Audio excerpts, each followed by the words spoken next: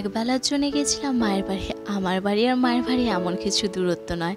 এক দিদি জামাইবাবু এসেছিল কলকাতা থেকে, আর এত কিছু খাবারের অ্যারেঞ্জমেন্ট আমার মা করেছিল দুই জামাইয়ের জন্য, যাতে একসাথে বসে দুই জামাইকে সুন্দর করে খাওয়াতে পারে।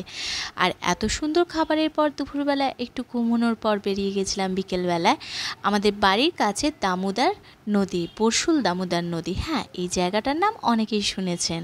বর্ষার সময় এইসব জায়গা একটা আলাদাই দৃশ্য হয়ে যায়। জল ভরা নদী আর তার সঙ্গে চাষের জমি।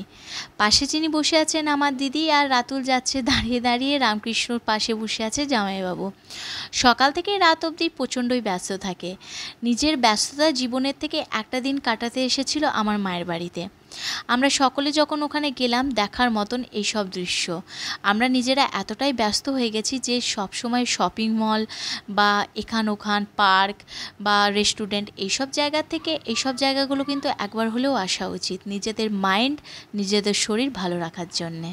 আর এটাই হচ্ছে পরশুল দামোদর নদী, জল ভরা নদী আর তার সঙ্গে চাষের জমি।